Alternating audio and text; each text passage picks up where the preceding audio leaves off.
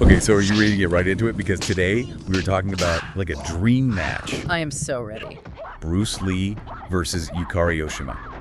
Let's go. I mean, come on. Yeah. The stuff of legends. But we have articles, we have analyses, people breaking down their styles, trying to predict like who would win in this ultimate showdown. And I think what's really interesting about it is that you have these two completely different masters with like very distinct approaches to martial arts. Absolutely. And we're talking about Bruce Lee here. I mean, just the image of him in Enter the Dragon. Yeah. It's just mesmerizing, that fluidity. Like he can see his opponent's moves before they even make them. You know, and it's not just about being fast either, right? Oh, there's got to be more to it. His philosophy, Jeet Kune Do, that's really at the core of it all, and it's all about like no way is way, which just sounds kind of, you know, paradoxical. Yeah. But what it really means is adapting in the moment, like seamlessly flowing between offense and defense. So almost like you become the style rather than sticking to one. It's not about sticking to one rigid style. Yeah. You react to your opponent's energy. You know, you turn their strengths against them.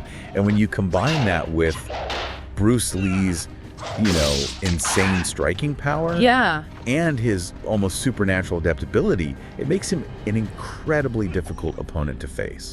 Right, so you've got Bruce Lee and his Jeet Kune Do on one side, but then you have Yukari Oshima on the other side. Yes. And she's known for just incredible strength, like ferocious power, and she's mastered multiple disciplines. Oh, yeah. Karate, wushu. And what I think makes Oshima so interesting is that it's not just about choreographed fights, you know? Yeah. She's got this legitimate martial arts training that translates to this just raw strength, relentless aggression, and the kind of endurance that I think could really wear down an opponent. So the question is, could she hold up against Bruce Lee's speed and adaptability? Right. That's what I want to know. Exactly. It's okay. Let's try to set the scene right. We're ringside. Okay. You can feel the tension in the air, the bell rings, and there's Bruce Lee. You know, he's being strategic, keeping his distance, sizing up Oshima, analyzing her movement.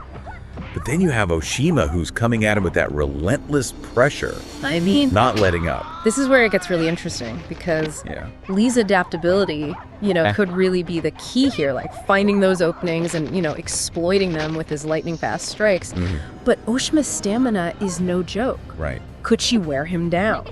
Yeah, force him to make a mistake. Exactly. So who wins? Well, what do the sources say? It's a close one. The consensus seems to be that Bruce Lee would probably win. It's got to be close, right? But it would be an incredibly close fight. I mean, you're talking about two absolute masters at the peak of their abilities. And given, you know, everything we've talked about with Lee's speed and Jeet Kune, it makes sense that they would lean towards him. But Oshima's power and endurance, for sure, you can't count that out. Absolutely not. Yeah, that's what makes it such a dream match. Exactly. And it kind of makes you think, like, if you were Bruce Lee, how would you approach fighting someone like Oshima?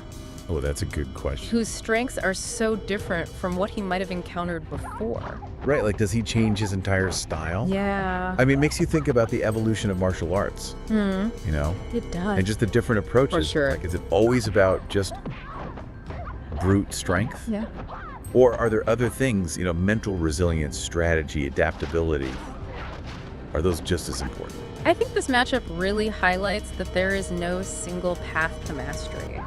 You know? Everyone's got their own thing. Every fighter brings something unique to the table, and I think that's what makes these hypothetical fights so compelling. We may never know for sure who would win in a real fight. Right. But this deep dive has definitely given us a lot to think about. It has. Like, what makes a martial arts master? What sets the legends apart? Yeah. I think those are some questions worth thinking about. Just that.